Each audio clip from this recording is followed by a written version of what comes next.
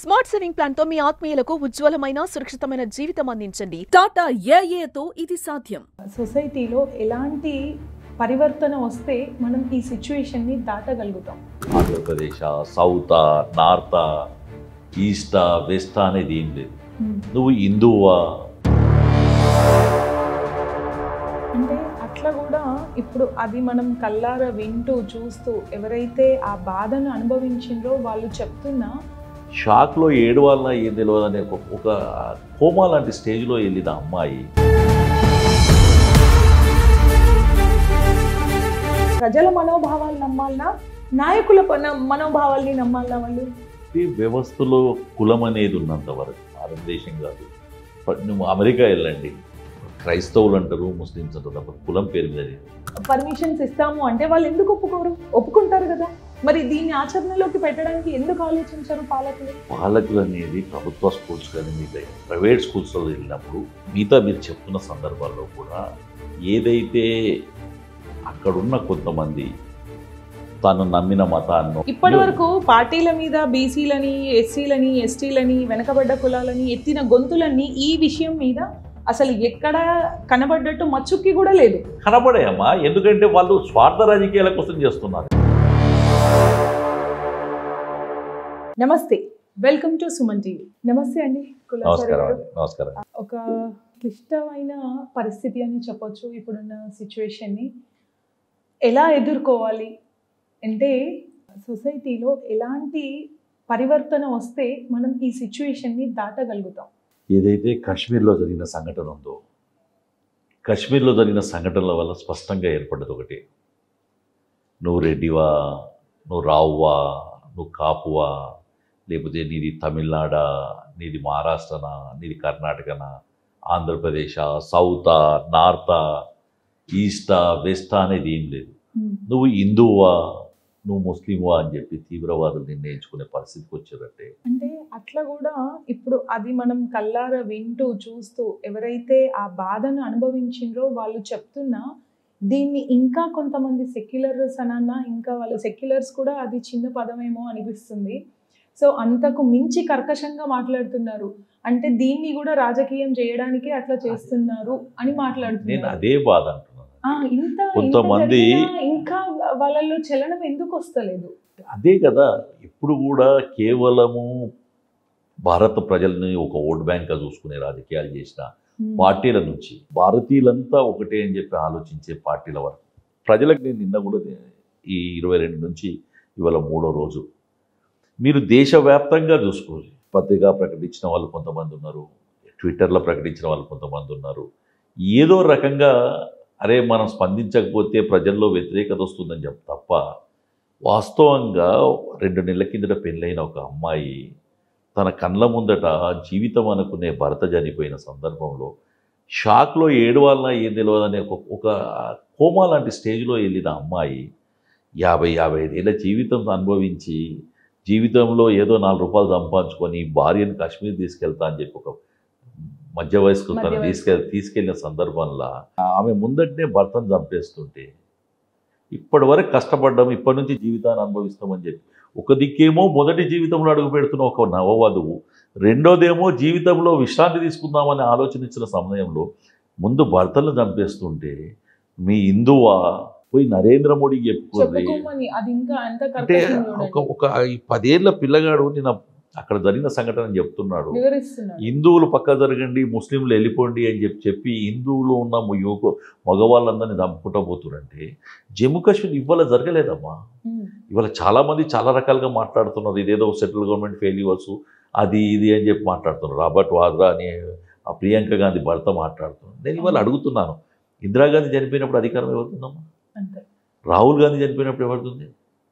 అంటే ఇది మన దేశం మీద జరిగిన దాడి చూసుకోవాలి అంతే తప్ప. కానీ ఇదేదో చాలా విచిత్రమైన పరిస్థితి ఏర్పడ్డది. రకరకాలుగా వస్తున్నాయి. ఇప్పుడు ఓవైసీ కూడా ఏమంటున్నారు అంటే ఎందుకు క్యాంపులను తీసేశారు అనే క్వశ్చన్ ఓవైసీ నుంచి వస్తుంది. అమ్మ, జమ్మూ కాశ్మీరు నరేంద్ర మోడీ నాయకత్వం తర్వాత 370 ఆర్టికల్ తర్వాత అక్కడ ప్రజలందరూ కూడా ఫ్రీగా అంటే స్వేచ్ఛా వాతావరణంలో తిరుగుతున్నారు. అంటే ఒక వికసించిన పువ్వు అని చెప్పచ్చు. 100% చాలా పర్యాటక పరంగా కావచ్చు, విదేశీయులు వచ్చి పర్యటించడం కావచ్చు, స్వదేశీయులు నిర్భయంగా వెళ్ళడం కావచ్చు, అది గత 4-5 సంవత్సరాల నుంచి ఎక్కువైంది. అండ్ భరోసా వస్తుంది ఈ లాస్ట్ 10 సంవత్సరాల నుంచి అనే చెప్పొచ్చు. వాళ్ళ అక్కడ లోకల్ ప్రజలు చెప్తారమ్మా, ఇక్కడ వైష్ణవిదేవి వెళ్ళినా, అమర్నాథ్ యాత్రకి వెళ్ళినా, లేదు కాశ్మీర్ అందాలు చూద్దామని టూరిజం ఫ్యామిలీస్కి వెళ్ళినా, ఎవరు వెళ్ళినా వారందరూ కూడా ఉపాధి ఎవరికి ఇస్తున్నారు? గుర్రాలు నడిపించుకునే వాళ్ళు ముస్లిమ్స్, అక్కడ పడవలు నడిపించే వాళ్ళు ముస్లిమ్స్, ట్యాక్సీలు నడిపించే వాళ్ళు ముస్లిమ్స్, చిన్న చిన్న హోటల్ నడిపించే వాళ్ళు ముస్లిమ్స్. అక్కడ నిత్యం కూడా ఈ టూరిజం నుంచి దగ్గర ఏం లేకున్నా కానీ 50 లక్షల మందికి ఉపాధి దొరికే అవకాశాలున్న ప్రాంతం అది. అంత మంచి జీవితం బతుంటే. ఇంకో రెండోది, ఎప్పుడైతే 370 ఆర్టికల్ తీసిన తర్వాత స్పష్టంగా కూడా ఆ ప్రాంతంలో ఉండే మహిళలు చాలామంది మార్పు వచ్చి మా పిల్లలు చదువుకోగలుగుతున్నారు, మా పిల్లల భవిష్యత్తు బాగుంటుంది, కాశ్మీర్ నుంచి ఎవరైనా అమ్మాయిని చేసుకోవాలన్నా, లేదు కాశ్మీర్కి ఎవరైనా అమ్మాయి ఇవ్వాలన్నా భయపడే పరిస్థితి నుంచి మార్పు చెందుతున్నారు. కాశ్మీర్లో ఎప్పుడు కూడా టూరిస్ట్ మీద దాడి జరగలేదు. మిలిటరీ క్యాంపుల మీద జరిగింది, ఎవరైనా పొలిటికల్ లీడర్స్ మీద జరిగింది, లేకపోతే ఎవరన్నా అంటే అక్కడ హిందుత్వవాదులు ఉన్న వాళ్ళ మీద జరిగింది, కాశ్మీర్ పండితుల మీద జరిగింది, ఇలాంటి మీద జరిగింది. కానీ పర్యాటకుల మీద జరగదు. ఇవాళ వాళ్ళు ఏ స్థాయికి దిగజారంటే అన్ని మిగతాయన్నీ కూడా నరేంద్ర మోడీ సురక్షితంగా ఉంచుకున్నాడు. పర్యాటకులు ఒక్కొక్క పర్యాటకు ఒక గన్మైన అయితే ఇవ్వలేరు కదా. క్యాంప్ ఉన్నది, ఇక్కడ ఏదైతే సంఘటన జరిగిన ఏరియా అదొక భూతుల స్వర్గం లేక ఇది అవుతారు. అక్కడ ఇప్పటి నుంచే కాదు, ఏ రోజైనా కానీ పర్యాటకులు అక్కడ చాలా బాగా వస్తారు. అక్కడ బోటింగ్ కానీ, లేకపోతే స్కై డైవ్ కానీ, ఇవన్నీ కూడా చాలా మంచిగా ఉంటాయి. పారాషూట్ సంబంధించి చాలా మంచిగా ఉంటాయి. అలాంటి పరిస్థితిలో ఉన్న ప్రాంతంలో ఇవాళ వీళ్ళు చేసిన దాడి నిజంగా కూడా చాలామంది, ఒక మేధావి నిన్న ఒక ఇంటర్వ్యూలో మాట్లాడుతూ చెప్తున్నాడు, కాశ్మీర్ ఇవాళ జరిగిన దాడి భారతీయుల మీద జరిగిన దాడి కన్నా ముస్లిం సమాజం మీద జరిగిన దాడిగా ఉంచేది. చనిపోయింది హిందువులుగా వచ్చారు 1000 మంది, కానీ ముస్లిం సమాజము ఇవాళ ఏ పరిస్థితులు ఏర్పడుతుందంటే, రేపొద్దున కాశ్మీర్కు టూరిస్టులు బంద్ చేశారనుకోండి, ఫారెన్ టూరిస్టులు చాలామంది, ఇప్పుడు 50% అంతకన్నా ఎక్కువ మళ్ళీ సేమ్ పొజిషన్ తీసుకురావాలంటే చాలా కష్టపడాల్సి వస్తుంది. అలాంటి ఉపాధి ఎవరు కోల్పోయారు? వాళ్ళే కోల్పోయారు. ఇవాళ పశ్చిమ బెంగాల్లో జరుగుతున్న సంఘటనలు తీసుకోండి. పశ్చిమ బెంగాల్లో రేపొద్దున వీళ్ళంతా ఇంతగానం అగ్రెసివ్గా వెళ్తున్నారు కదా. పాకిస్తాన్ పరిస్థితి ఏంది? ఆఫ్ఘనిస్తాన్ పరిస్థితి ఏంది? బంగ్లాదేశ్ పరిస్థితి ఏంది?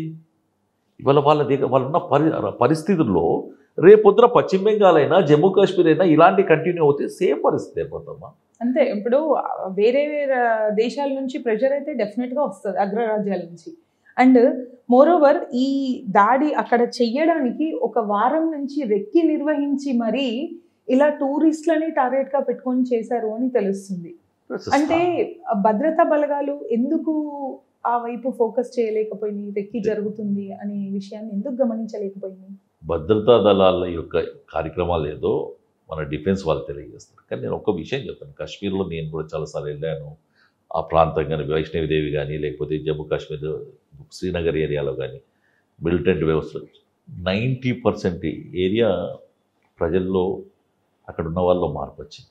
కానీ అది చూసి తట్టుకోలేని విదేశీ శక్తులు కానీ, కొంచెం దేశంలో ఉన్న వాళ్ళందరూ కానీ, వాళ్ళు ఉండే పరిస్థితిలో అరే ఏమైనా చేయాలి, ఇక్కడ ఆనందంగా ఉంటుంది కాశ్మీరు, నరేంద్ర మోడీకి పేరు వస్తుంది, భారతదేశానికి పేరు వస్తుంది, వికసిత్ భారత్ ఒక దిక్కు ఇవ్వాలనే ప్రపంచం సంబంధించిన గ్రోత్ రేట్ ఇచ్చారు.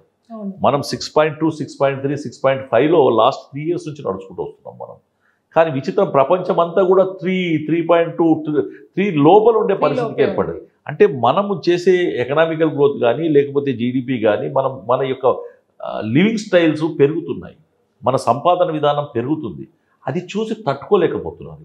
కానీ సంపాదన విలువలు పెరిగినప్పటికీ మానవతా విలువలు రోజు రోజుకి తగ్గిపోతున్నాయి. అంటే దీన్ని ఎట్లా కంట్రోల్ చేయగలుగుతాం అంటారు? అంటే ఏ రకమైన మార్పు ప్రజల్లో వస్తే, నాయకుల్లో వస్తే దీన్ని మనం అధిగమించి మళ్ళీ మనం అనుకున్న నెంబర్ 1 భారత్ చేయగలుగుతాం? నేను ఒక ఉద్దేశం, పాలస్తీన్లో ఏదో జరిగిందని ప్రియాంక గాంధీ బ్యాగ్ వేసుకొని పార్లమెంట్కి వెళ్ళొచ్చింది. కానీ నా భారతీయులు 26 మంది చనిపోతే ఆ కుటుంబ సభ్యులు ఒక్కరు కూడా రోడ్డు మీదకి రాలేదు. సోనియా గాంధీ మీద, రాహుల్ గాంధీ మీద వాళ్ళు ఈడీ కేసు పెట్టిందని చెప్పి ముఖ్యమంత్రి స్థాయి నుంచి మామూలు స్థాయి కార్యకర్త దాకా కూడా ఈడీ ఆఫీస్ ముందు ధర్నా చేయొచ్చు. నిజంగా కూడా అంటే ఇప్పుడు ఒకప్పుడు తెలియలేదేమో, ఇప్పుడు అయితే ప్రతి ఒక్కరికి అది ఏ వంశము ఎక్కడి నుంచి వచ్చింది ఆ సంతతి వాళ్ళ మనసుల్లో అంటే బయట పబ్లిక్ ఎలా కనిపిస్తున్నారు వాళ్ళ ఆచరణ ఎలా ఉంది వాళ్ళు కొలిచే దైవం ఏంటి అనేది ప్రతి ఒక్కరికి తెలిసింది. సామాన్య మానవుడికి తెలిసి ఒక రెవల్యూషన్ వస్తున్నప్పుడు మరి వాళ్ళను ప్రోత్సహించే నాయకులకు ఎందుకు వస్తలేదు? అంటే వాళ్ళు మరి నాస్తికులం అంటే కాదు, పొద్దున్న లేస్తే వాళ్ళు గుళ్ళకి వెళ్తారు, వాళ్ళు దేవుణ్ణి నమ్ముతారు, వాళ్ళు దేవుణ్ణి మొక్కుతారు, అదే మన ప్రజల్లోకి వస్తారు. మరి అక్కడ వాళ్ళకు వంత పాడడం ఎందుకు? అంటే దేశంలో వీళ్ళకి ఒక స్థాయినిచ్చి కూర్చోబెట్టింది ప్రజలు. సో మరి ప్రజల మనోభావాలు నమ్మాలనా, నాయకుల మనోభావాల్ని నమ్మాలనా? వాళ్ళు వ్యవస్థలో కులం అనేది ఉన్నంత వరకు భారతదేశం కాదు, నువ్వు అమెరికా వెళ్ళండి, క్రైస్తవులు అంటారు, ముస్లిమ్స్ అంటారు తప్ప కులం పేరు మీద లేదు. క్రైస్తవుల దాంట్లో కూడా చాలా మంది ఉండొచ్చు, కొంతమంది మేరీ మాతను, కొంచెం జీసస్ను, ఇంకెవరో ఉండొచ్చు. ముస్లింలో కూడా చాలా రకాల ముస్లిమ్స్ ఉండొచ్చు. కానీ వాళ్ళు ఒకసారి మతం అని వచ్చిన తర్వాత ఒకటే మతం కింద వెళ్ళదు. హిందువులలో విచిత్రం ఏంటి అంటే వీళ్ళు ఆ కులము, వీళ్ళు ఈ కులము, వీళ్ళు జాట్లు, వీళ్ళు లేకపోతే రాజపుతులు, వీళ్ళు పాసుందీలు, వీళ్ళు ఎస్సీలు అని ఒక విభజన తీసుకొచ్చారు మన దగ్గర ఫస్ట్ నుంచి. మీరు విచిత్రం చూడండి, భారతదేశానికి ఇండిపెండెన్స్ వచ్చిన తర్వాత మనకు చదివిపించింది ఏ ఒక్క పూర్వీకులకు సంబంధించి అశోకుడు చెట్టు నాటించాడు అని తప్ప మనకి ఇంకా ఏ ఒక్కరి గురించి కూడా మనకు అవగాహన లేదు. కానీ బాబర్ గురించి, అక్బర్ గురించి, ఎవరు వీళ్ళంతా తండ్రులను చంపిన వాళ్ళు, అన్నలను చంపిన వాళ్ళు, ఆస్తుల కోసం, రాజ్యం కోసం. చరిత్ర కూడా ఉన్నట్టుగా ఎక్కడ ఉందండి? లేదు, అది లేదు. అంటే వాళ్ళు చేసి దాన్ని పాలిష్ చేసి చూపించారు. వాళ్ళ మనస్తత్వం అదే అన్నమాట. ఈరోజు అశోకుడు చెట్టు నాటించాడంటే చాలా సంవత్సరాలు చిన్నప్పుడు అశోకుడు చెట్లు ఇన్నిగానే చెట్టు ఉండగా అశోకుడు చెట్టు ఎందుకు నాటించాడు? కరువు వచ్చిన కాలంలో అశోకుడు ప్రజల కుట్టిగానే డబ్బులు ఇస్తే సోమరిపోతులు అవుతారేమో అని చెప్పి చెట్టు నాటితే ధాన్యం అని చెప్పి ఇలా మీరు మనం అన్ని చరిత్రలోకే ఇవన్నీ కూడా అతను ఒక రాజుగా ఆలోచించి ప్రజలందరికీ ఇచ్చేశారు. నరేంద్ర మోడీ కూడా అదే నాయకత్వంలో ఇవాళ వికసిత్ భారత్లో స్వచ్ఛ భారత్ అని పెట్టి ఒక ప్రధానమంత్రి చీపిరి కట్ట పట్టుకొని ఎక్కువ రోజులు పట్టుకోవాలి. ఇవాళ మీరు చూడండి 99% రోడ్డు మీద మూత్ర విసర్జన కానీ, బాత్రూమ్స్కి వెళ్ళడం కానీ మిగతా అని బంద్ అయ్యి 99%. అంటే ఇవాళ ఒక ప్రధానమంత్రి అది భారతదేశం చాలామంది పరిపాలించారు. నిజామాబాద్లో ఏ సెంటర్లోకి పోయినా కానీ ఇవాళ చెత్తను రోడ్డు మీద వేసే ముందు మరొకసారి ఆలోచిస్తున్నారు. ఇంట్లో వాళ్ళు కూడా చెత్తను ఒకసారి రోడ్డు మీద వాడేసే ముందు, నేను చాలా సందర్భాలు చూశాను. ఇంతకుముందు కార్లో నుంచి బాటిల్స్ వాడేసుడు, లేకపోతే కవర్లు వాడేసి ఇప్పుడు పాడేస్తాడు. ఎక్కడైనా పోతే డస్ట్బిన్ ఏదైనా కనబడుతుంది. అంటే మార్పు అనేది సమయం అందరికి వస్తుంది. అంటే అది చదువుతో సభ్యత వస్తుంది అనేది ఈ విషయంలో పక్కా అవుతుంది. ఎందుకంటే చిన్న పిల్లల దగ్గర నుంచి చిన్న వీడియోస్ చేయడం కావచ్చు, మినీ వీడియోస్ చేసి పబ్లిష్ చేయడం కావచ్చు, అవేర్నెస్ అక్కడి నుంచే వచ్చింది. ముఖ్యంగా చదువుకునే పిల్లలు ఈ విషయం మీద చాలా శ్రద్ధ వహించారు. అంటే మీరు అన్నట్టుగా రాజు ఎడ్యుకేటెడ్ అయితే, ఒక తెలివిగల పర్సన్ అయితే, మీరు అన్నట్టుగా డబ్బులు ఇస్తే సోమరులు అవుతారని దానికి ప్రత్యామ్నాయాన్ని వెతికి చేశారు. ఇప్పుడు మనకి డైరెక్ట్గా సొసైటీ మీదకి వచ్చి మీరు ఇట్లా ఉండండి, ఇట్లా చేయండి అంటే రాదు. పాఠశాలల్లో అట్లాంటి ప్రవర్తన అలవరిపోతే పెద్దగయ్యాక కూడా వాళ్ళు చేస్తూ ఇంకొకరికి చెప్తారు. ఇప్పుడు చిన్నపిల్లలు చేస్తారు అంటే ఆటోమేటిక్గా మనం పెద్దవాళ్ళని సర్దుకొని చేస్తాం, కరెక్టే. కానీ ఇప్పుడు ఆ చిన్న పిల్లల్లో దేశభక్తి కూడా కరువైపోతుంది కదా. స్కూళ్ళకి వెళ్తే బొట్టు పెట్టుకోవద్దు అంటున్నారు, గాజులు వేసుకోవద్దు అంటున్నారు, పువ్వులు పెట్టుకోవద్దు అంటున్నారు. ఏవైతే సంప్రదాయ పద్ధతులు ఉన్నాయో వాటన్నింటికి చర్మగీతం పాడుతున్నారు. మరి వీళ్ళల్లో మన హైందవ ధర్మం పెరిగేదెలా? చదువు మందం ఏ స్కూల్కైనా వెళ్ళని, కానీ ఆ స్కూల్ పర్మిషన్స్ కూడా మా మానవతా విలువలకి, మా ధర్మానికి సంబంధించినవి ఫాలో అయితేనే మీకు పర్మిషన్స్ ఇస్తాము అంటే వాళ్ళు ఎందుకు ఒప్పుకోరు? ఒప్పుకుంటారు కదా. మరి దీన్ని ఆచరణలోకి పెట్టడానికి ఎందుకు ఆలోచించారు పాలకులు అనేది ప్రభుత్వ స్కూల్స్ కానీ మిగతా ప్రైవేట్ స్కూల్స్లో వెళ్ళినప్పుడు మిగతా మీరు చెప్తున్న సందర్భాల్లో కూడా ఏదైతే అక్కడున్న కొంతమంది తను నమ్మిన మతాన్నో తను నమ్మిన వాళ్ళని ప్రచారం చేసుకోవాలన్న ఆలోచనతో కాన్వెంట్ వ్యవస్థ చాలా ముందు నుంచి వచ్చింది మనకు. అప్పుడు వాళ్ళు ఎవరు కూడా మన కాన్వెంట్ వ్యవస్థలో ఉన్న క్రైస్తవులు కానీ ఇది చేయలేదు. మీరు మన తెలంగాణలో తీసుకోండి. తెలంగాణలో తీసుకున్న సందర్భంలో ఉమ్మడి ఆంధ్రప్రదేశ్లో మన డిచ్పల్లి దగ్గర చర్చ్ ఆఫ్ సౌత్ ఇండియా వాళ్ళది ఏదో ఎంపైర్ ఉంటుండే. అప్పుడు కుష్ఠరోగుల హాస్పిటల్స్ కానీ మెడికల్ కాలేజ్ కానీ ఇవన్నీ ఉంటాయి. ఆ చుట్టుపక్కల ఎక్కడ కూడా క్రైస్తవ మతం మార్చలేదు. కానీ రాజశేఖర్ రెడ్డి అనే ఒక వ్యక్తి ఈ రాష్ట్ర ముఖ్యమంత్రి అయిన సందర్భంలో ప్రతి గ్రామంలో చర్చలైంది, ప్రతి గ్రామంలో ఇదైంది. కాబట్టి నేను ఏం చెప్తానంటే రాజు ఎలా ఉంటాడో ప్రజలు అలా ఉంటారు. అది 100% నిజం. మన స్థలంలో అంటే వాళ్ళు ఎక్కడి నుంచో వచ్చి ఇక్కడ వాళ్ళ మతాన్ని పెంపొందించడానికి ఈ స్కూల్లో కాలేజెస్ పెట్టిండ్రు. సో అట్లా మన ప్లేస్లో వాళ్ళు పర్మిషన్ తీసుకొని పెడుతున్నప్పుడు వాళ్ళ స్కూల్లో ఉన్న వాళ్ళే పద్ధతులు పాటించాల్సి వచ్చినప్పుడు మరి మన దేశంలో ఉన్న వాళ్ళు పద్ధతులు పాటించనక్కర్లేదా? పాలన ఎవరు చేస్తారో పాలన మీద అంటే నేను ఇంతకుముందు చెప్పాను, రాజశేఖర రెడ్డి వచ్చిన తర్వాత క్రైస్తవ వర్గం ఎలా జరిగింది. నరేంద్ర మోడీ గారి పాలన వచ్చిన తర్వాత దేశ ప్రజల్లో అందరికి సబ్కా సాత్ సబ్కా వికాస్ అని చెప్పి ఆయన ఒక సిద్ధాంతం తీసుకొని ముందుకెళ్ళడం జరిగింది. ఇవాళ మీరు ఎక్కడైనా చూసుకోండి, ఏ సందర్భమైనా చూసుకోండి, ఇవాళ కాశ్మీర్ ప్రాంతంలో కూడా తీసుకోండి. నేను ఇవాళ ఉదాహరణగా మీకు స్వచ్ఛ భారత్ అని ఒక ఉదాహరణ చెప్పాను. ఏదైనా కానీ మనం రాజు ఎవరు ఉంటారో రాజు చేతుల్నే రాజ్యం ఉంటుంది. పరిపాలన ఎవరు చేస్తున్నారో మనకు అలాంటి సంస్కృతిని అలవాటు చేసింది కాంగ్రెస్ పార్టీ. ఇవాళ ఈ దాడులు జరుగుతున్నాయి, ఉగ్రవాదం ఇదవుతుంది అని చెప్తే బాంబేలో వచ్చి అటాక్ చేసినప్పుడు కాంగ్రెస్ పార్టీ అధికారం, ఇందిరాగాంధీని చంపినప్పుడు కాంగ్రెస్ పార్టీ అధికారం, రాహుల్ గాంధీ చంపినప్పుడు కాంగ్రెస్ పార్టీ అధికారం, గోకుల్ చాట్ జరిగినప్పుడు కాంగ్రెస్ పార్టీ అధికారం. ఇన్ని జరిగిన సందర్భంలో దేశంలో ఇలాంటి వచ్చిన సందర్భంలో ఎప్పుడూ జరగని పర్యటనల మీద దాడి జరగడం, అది కూడా ఎవరు ఊహించండి. అక్కడున్న కొంతమంది ఉగ్రమూక వాళ్ళు ఇస్లామిక్ తీవ్రవాదం అని చెప్పి వాళ్ళు ఇది చేసుకున్న సందర్భంలో నేను మరొక్కసారి కూడా స్పష్టంగా చెప్తున్నాను, దేశంలో ఉన్నోళ్లకు ఈ ఉగ్రదాడి అనేది కనువిప్పు కావాలి.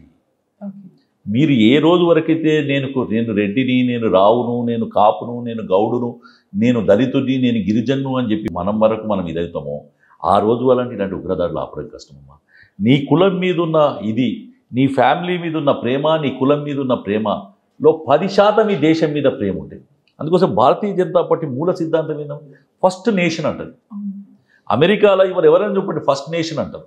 బీజేపీ కూడా ఈ రోజు కాదు, ఏ రోజు పార్టీ ఆ రోజు జనసంఘ దగ్గర నుంచి కూడా పార్టీ చెప్పిన సిద్ధాంతం ఏంది, దేశం మొదలు అన్నారు, తర్వాత పార్టీ, చివరిగా నువ్వు.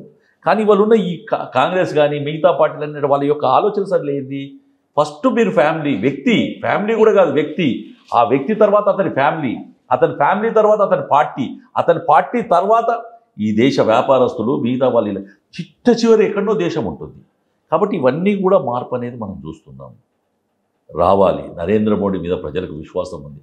ఇంత పెద్ద సంఘటన జరిగిన తర్వాత దేశంలో ఉండే 90% పీపుల్ ఏమంటున్నారు అంటే నరేంద్ర మోడీ గారు మీరు యాక్షన్ తీసుకోండి అంటున్నారు. సో తను అలా యాక్షన్ తీసుకోవాలి అంటే పార్టీలకు అతీతంగా, వ్యక్తిత్వాలకు అతీతంగా ప్రజలు సపోర్ట్ చేసినప్పుడే మోదీ గారు మోడీ గారు వీళ్ళు ఎవరు ఊహించినప్పుడు కూడా సర్జికల్ స్ట్రైక్ చేశారు. వీరు ఎవరు చెప్పి చేయాల్సిన అవసరం లేదు. అది అనుకోని ఒక దురదృష్ట సంఘటన. దానికి 1000 రెట్లు అది పాకిస్తాన్లో దాగి ఉన్న వాళ్ళైనా సరే, లేదు భారతదేశంలో కూర్చొని వారికి మద్దతు తెలుపుతున్న వాళ్ళు ఎవరైనా సరే, ఎవరిని నరేంద్ర మోడీ వదలడమ్మా 100కు 100% వాళ్ళందరికీ శిక్షిస్తారు. నేను ఒకటే కోరుతున్నాను భారతీయులందరికీ, మరొక్కసారి నరేంద్ర మోడీ చేతిలో భారతదేశం ఉంటేనే మనం బాగుంటాము. ఈ దేశ భవిష్యత్తు ఉండాలంటే, మీ పిల్లల భవిష్యత్తు ఉండాలంటే, నిన్న చూసాము చనిపోయిన వాళ్ళు ఏం అన్యాయం చేశారు. కాంగ్రెస్కి అన్యాయం చేశారా, పాకిస్తాన్కి అన్యాయం చేశారా, ముస్లిమ్స్కి అన్యాయం, అంటే ఎవరైతే ముస్లిం తీవ్రవాదానికి అన్యాయం చేశారు, ఎవరికి అన్యాయం చేశారు, వాళ్ళ ప్రాణాలు కోల్పోయారు. కాబట్టి నేను కోరేదల్లో ఒకటే, భారతదేశం సురక్షితంగా ఉండాలి, మన భవిష్యత్తు బాగుండాలంటే నరేంద్ర మోడీ లాంటి నాయకత్వం మనకు కావాల్సిందే. అలాంటి వ్యక్తితోనే మనం ముందుకోవాల్సిందే. ఇంకా మన కులాల పేరు మీద రేవంత్ రెడ్డి నా చుట్టమవుతాడు, కేసీఆర్ నా చుట్టమవుతాడు, లేకపోతే పలానా దళితుడు నా చుట్టమవుతాడు, పలానా గిరిజనుడు నా చుట్టమవుతాడు, పలానా బీసీలు నా చుట్టాలు అవుతారు, మా పార్టీలో వాళ్ళు అంతమంది ఉన్నారు, ఇంతమంది ఉన్నారు, ఇది కాదు ముఖ్యం. ఇప్పటి వరకు పార్టీల మీద బీసీలని, ఎస్సీలని, ఎస్టీలని, వెనకబడ్డ కులాలని ఎత్తిన గొంతులన్నీ ఈ విషయం మీద అసలు ఎక్కడ కనబడ్డట్టు మచ్చుక్కి కూడా లేదు. కనబడాయమ్మా, ఎందుకంటే వాళ్ళు స్వార్థ రాజకీయాల కోసం చేస్తున్నారు. ఇవాళ ఎక్కడ మెసేజ్లు ఉన్నాయి, ఎక్కడ ట్విట్టర్లు ఉన్నాయి, ఎక్కడ ముందుకొచ్చి చెప్పరు. ఒక చిన్న ఫోటో తొలగిస్తే భయంకరమైన బీభత్సాలు చేస్తారు. ఎవరినైనా ఒకరిని ఎలక్ట్ చేసిండ్రు అంటే దాని వెనకాల కులాలని తీసుకొస్తారు. మరి ఇక్కడ ఎందుకు గొంతుకలు పెగలట్లేదు? అదే ఉద్దేశం అమ్మా. అందుకోసం నేను ఇంతకుముందు కూడా చెప్పాను, నీ కులం మీద ఉన్న ప్రేమ, నీ ఫ్యామిలీ మీద ఉన్న ప్రేమలో 10% ఈ దేశం మీద ఉంటే ఈ దేశం బాగుపడుతుంది. ఈ దేశం మీద నీకు 10% ప్రేమ ఉన్నా ఈ దేశం బాగుపడుతుంది. ముందు అది ఆలోచించుకోవాలి. ఎలక్షన్ వచ్చిన రోజు వాడి 500 ఇచ్చాడు, వీడు 1000 ఇచ్చాడు, లేకపోతే వీడు ఇచ్చేస్తానని, ఈ ఫ్రీ ఇస్తానని, ఆఫీస్ అశోకుడు చెట్టు నాటించిన సమయంలో కూడా అశోకుడు ఉచితంగా ఇవ్వలేదు. ఈ ఉచితానికి భారతీయ జనతా పార్టీ వ్యతిరేకం కాదు. భారతీయ జనతా పార్టీ మూల సిద్ధాంతంలో ఉన్న ఇంకోటి ఏంది, అంత్యోదయ, అంటే చిట్ట చివరి వ్యక్తికి న్యాయం చేయాలి. ఒక దిక్కేమో దేశం మొదలు, రెండోది చిట్ట చివరి వ్యక్తికి న్యాయం చేయాలి. ఇవి రెండు కూడా భారతీయ జనతా పార్టీ సిద్ధాంతంలో ఉన్నాయి. అంటే మనం అర్థం చేసుకోవాల్సింది, ఉచితాలు అనగానే మేము ఉచితాలు ఇస్తాం, బీజేపీ వాళ్ళు ఉచితాలు ఇయ్యరు. ఇవాళ కరోనా సమయం నుంచి ఈ దేశ ప్రజలకు 80 కోట్ల మందికి ఉచిత రేషన్ సప్లై చేస్తుంది భారతీయ జనతా పార్టీ. ఇవాళ ప్రతి గ్రామంలో ఏ కార్యక్రమం తీసుకున్నా భారతీయ జనతా పార్టీ. కానీ ఏ రోజు భారతీయ జనతా పార్టీ చెప్పలేదు. ఇవాళ వక్ఫ్ బోర్డు యొక్క సవరణ కూడా ఆ పేద ముస్లింలు, ఇవాళ మనం కెనాల్ కట్ట మీద మీరు చూడండి, నిజామాబాద్ కెనాల్ కట్ట మీద ఒక గుడిసెలో ఈ 10 మంది 12 మంది ఉంటారు. చాలామంది ముస్లిం పిల్లలు బయట తిరుగుతుంటే రాత్రి 10, 11, 12 ఒకటి కూడా తిరుగుతుంటే నేను కొంతమందిని అడిగాను, 12, 1 బజే తక్కి ఎందుకు తిరుగుతారు రాబాయి మీరంటే, ఇంట్లో పడుకునేందుకు ప్లేస్ ఉంటుంది వాడికి పడుకునేందుకు ప్లేసే లేదు పరిస్థితిలో ఉన్నారు. అంటే ఇలాంటి పరిస్థితుల్లో అదే చెప్తున్నాను, అదే ముస్లింలో రాజకీయ నాయకులు ఉంటారు. షబీర్ అలీ గారు హైదరాబాద్లో ఇల్లుంది, కామారెడ్డిలో ఇల్లుంది, నిజామాబాద్లో మొన్న పోటీ చేశా అని చెప్పి సంవత్సరం కూడా కాలేదు 1500,000 గజాలలో బైపాస్లో ఇల్లు కట్టుకుంటున్నాడు ఆయన కొనుక్కొని. అంటే ఈ మార్పు ముస్లిం ప్రజలు ఆలోచించాలి. ఎందుకు మా జీవితాలు ఇలా అవుతున్నాయి? కేవలం మతం పేరు మీదే ఓట్లేసుకున్న పరిస్థితి. మతం పేరు మీద ఓట్లేసుకుంటారు, మతం పేరు మీదే వాళ్ళ సంఖ్య పెంచుకోవడానికి వీళ్ళని రెచ్చగొడతారు, వీళ్ళని ఎటుగాని ఒక అనాథ స్థితికి తీసుకొస్తారు. వీళ్ళు వాళ్ళ మతం పిచ్చిలో వాళ్ళు చెప్పినట్టుగా, వాళ్ళ నాయకులు చెప్పినట్టుగా సంఖ్యను మించి పిల్లల్ని కంటారు. వాళ్ళని పోషించడంలో మేము ఇంకా వెనుకబడి ఉన్నాం, తగ్గిపోయి ఉన్నామని ఆలోచిస్తారు తప్ప అలా తగ్గిపోయి ఉండడానికి కారణం ఏంటి అనేది ఆలోచించారు. వ్యవస్థ వాళ్ళు ఈరోజు వేల మంది మైకులను చూస్తే వక్ఫ్ బోర్డు మీద వచ్చారు. భారతదేశం మీద దాడి జరుగుతుంటే ఎందుకు రాలేదని నా బాధ. మీరు వక్ఫ్ బోర్డు అడిగిన తప్పులేదు, మీకు ఏదైనా అన్యాయం జరుగుతుందంటే అడగండి. సుప్రీంకోర్టులో కూడా కేసు నడుస్తుంది. అది వక్ఫ్ బోర్డులో భారతదేశ ప్రభుత్వం ఇది మంచి కార్యక్రమం పెట్టింది, అందులో ఏదైనా చెడు ఉంటే ఇది మాకు ఇది లేదు, దాన్ని మార్చండి, అడగాలి. అడిగితే తప్పులేదు కదా. తల్లికైనా మనం చెప్తాం, ఒకసారి కూరలో ఉప్పు ఎక్కువైతే అమ్మ ఉప్పు ఎక్కువైందని చెప్పి మనకు అసలు ఉప్పు అనేది అని టేస్ట్ చేయించిన తల్లికి కూడా మనం చెప్పే ఇది ఉంది. భారతదేశ రాజ్యాంగం కూడా అదే చెప్తుంది. ఎవరైనా హక్కు వాక్ స్వాతంత్రం ఉంది. అంతేగాని ఒక మతం వాళ్ళే కాబట్టి ఇది చేయాలి, ఒక మతంకి సంబంధించిన వాళ్ళు కాబట్టి ఇది చేయాలి. ఇలా హిందువులను ఏరుకుంటా చంపుతున్న సందర్భంలో కూడా ఇంకా ఈ దేశంలో ఉన్న మైనారిటీస్ ముస్లిమ్స్ కానీ, లేదు ఆ ముస్లింల ఓట్ల కోసమే తాపత్రయపడుతున్న పార్టీలు కానీ మరొక్కసారి ఆలోచించుకోవాల్సిన అవసరం ఉందమ్మా. ఈ నాయకత్వంలో నేను విజ్ఞప్తి చేసేదల్లా ఒకటే, ప్రజలకు మీరు ఏ రోజు వరకైతే కులం పేరు మీద, మతం పేరు మీద, డబ్బు పేరు మీద ఓటేయగలుగుతారో ఆ రోజు వరకు ఈ భారతదేశ పరిస్థితి ఇలాగే ఉంటుంది. ఎంత మంచి లీడర్ వచ్చినా, నరేంద్ర మోడీ వచ్చినా, చివరికి శ్రీరాముడు వచ్చి మరొకసారి పరిపాలించినా కానీ రామరాజ్యం రావాలంటే మీరు అందరూ కలిసి మంచి వ్యక్తులను ఎన్నుకోండి, మంచిదానికి సపోర్ట్ చేయండి. వక్ ఎవరికి ఉంది? నిజామాబాద్లో వక్కు 1000 ఎకరాలు ఉంది. నిజామాబాద్లో 1000 ఎకరాలు వక్కు ఆస్తుంది. మరి 1000 ఎకరాలు ఉన్నప్పుడు కెనాల్ కట్ట మీద ఒక ముస్లిము ఇల్లు జాగా లేకుండా కెనాల్ కట్ట మీద నిలబడుతుంటే ప్రతి సంవత్సరం ప్రభుత్వం తొలగించుడు, మళ్ళీ వాళ్ళు వేసుకున్నాడు. ఎందుకు ఆ పరిస్థితి వస్తుంది? ఆ ముస్లింకు, ఆ పేద ముస్లింకు ఆ వక్ఫ్ ప్రాపర్టీ ఎందుకు ఇల్లు కట్టుకోలేని పరిస్థితి లేదు? ఎందుకు చెందట్లేదు? తెలంగాణలో 1,00,000 ఎకరాల స్థలం ఉంది. మరి తెలంగాణలో ఉన్న ముస్లింలందరూ ఎందుకు సొంత ఇల్లు లేని పరిస్థితిలో ఉన్నారు? అది ఆలోచించుకోవాల్సిన పరిస్థితి ఉంది. కాబట్టి నేను సుమన్ టీవీ ద్వారా ప్రేక్షకులకు, ప్రజలకు విజ్ఞప్తి చేసేది ఒకటే, మారండి కనన్నా. కులాల పేరు మీద, ప్రాంతాల పేరు మీద, సౌత్ నార్త్ అనే పేరు మీద ఈ దేశాన్ని విభజించొద్దు. ఈ దేశం విభజిస్తే ఆఫ్ఘనిస్తాన్లో ఏ పరిస్థితి వచ్చింది, బంగ్లాదేశ్లో ఏ పరిస్థితి వచ్చింది, పాకిస్తాన్లో ఏ పరిస్థితి వచ్చింది, ఇలా సిరియా, టర్కీ ఏ దేశం తీసుకున్నా కానీ అస్తిత్వాన్ని కోల్పోయి ఇలా వాళ్ళ పిల్లల జీవితం నరకయాతన, భిక్షాటన చేసే స్టేజ్లో వచ్చారు. దయచేసి భారతదేశం అనేది ఒక మంచి సనాతన ధర్మము, ఎన్నో అన్నిటికన్నా ప్రపంచంలో అన్నిటికన్నా పురాతనమైన హిందూ ధర్మాన్ని ఆచరించే ఈ యొక్క భారతదేశాన్ని వ్యర్థం చేసుకోకండి. మరొక్కసారి చెప్తున్నాను, తెలిసిన మేధావులందరేమో ఓటింగ్ టైంలో ఇంట్లో పంటారు, వీళ్ళు లక్ష్యం ఇది చేస్తారు. అందరూ మేల్కోవాల్సిన అవసరం ఉంది, వీరు ఒక్కరు కాదు. ఇవాళ నేను ప్రతి ఒక్కరు కూడా 3 రోజుల నుంచి ఎవరు మాట్లాడినా కానీ ఇది అన్యాయమైంది. అన్యాయం ఏ రోజు అయిందంటే నువ్వు ఓటేయకుండా పోయిన రోజు అన్యాయమైంది. నువ్వు డబ్బు తీసుకొని ఓటేసిన రోజే అన్యాయమైంది. నువ్వు కులం పేరు మీద, నువ్వు ప్రాంతం పేరు మీద, నా చుట్టం అనే పేరు మీద నువ్వు ఓటేసిన రోజు అన్యాయమైంది. నువ్వు దేశం గురించి ఆలోచించిన వాడైతే ఈ దేశంలో నీ గ్రామం కూడా ఒక పాత్ర, నీ కుటుంబం కూడా ఒక పాత్ర. అది ఆలోచించకుండా నువ్వు ఓటేసే ముందు అరే పలానోడికి వేస్తే పలానా పార్టీ అధికారంలోకి వస్తుంది, పలానోడికి వేస్తే పలానా పార్టీ, ఆ యొక్క ఆలోచన సర్లే అనేది తప్పు అని చెప్పి తెలియజేసుకుంటున్నాం. ఒక ఫైనల్ క్వశ్చన్ అండి. అంటే ఈ చర్యని ప్రోత్సహించిన పాకిస్తాన్ తన మూల్యాన్ని చెల్లించుకుంటుందంటారా? 100కు 100% చెల్లించుకుంటారమ్మా. పాకిస్తాన్ అంటే నరేంద్ర మోడీ అనేవాడు మామూలు వ్యక్తి కాదు. అతను ఏదైనా 25 సంవత్సరాల దగ్గర గుజరాత్లో అధికారంలో ఉన్న వ్యక్తి, 11 సంవత్సరాల నుంచి ఈ దేశంలో ప్రధానమంత్రి ఉన్న వ్యక్తి, ఒక బ్యాంక్ బ్యాలెన్స్ లేదు, ఒక ఇల్లు లేదు. అతనికి భారతీయులందరూ ఇదే. అక్కడ ముస్లింలు చనిపోయినా ఆయన స్పందన ఈ రకంగా ఉండేది. అలాంటి వ్యక్తి నాయకత్వంలో మనం ఉన్నాము. ఆ వ్యక్తి ఈ దేశ ప్రజల భవిష్యత్తు కోసం తన జీవితాన్నే త్యాగం చేసినాడు. ఒక బుల్లెట్ కొడితే చనిపోతే 1 నిమిషంలో చనిపోతుండొచ్చు, కానీ మొత్తం యావత్ గత 50 సంవత్సరాల నుంచి కానీ అతను పుట్టినప్పటి నుంచి కూడా తీసుకున్న 50 సంవత్సరాల నుంచి ప్రజలకు తెలుసు అతని యొక్క అకుంఠిత దీక్షతోని ఆయన ఏ రకంగా పోతుండో. పాకిస్తాన్ కానీ ఇంకా ఎవరున్నా సరే దీని వెనుక వారందరూ కూడా శిక్ష అనుభవిస్తారు, దీనికి ఇచ్చేస్తారని తెలియజేసుకుంటాం. ధన్యవాదాలు. ఇదండి, మనం వ్యక్తిగా కాదు సంఘటన శక్తిగా మారి కులాల మతాల అన్నింటికీ వర్ణభేదాలు లేకుండా ముందుకెళ్ళి దీని మీద గొంతుక పెకిలించి దయచేసి ప్రతిభ ఉన్నవాళ్ళు, క్వశ్చన్ చేసే అర్హత ఉన్నవాళ్ళు మౌనంగా కూర్చోవద్దు.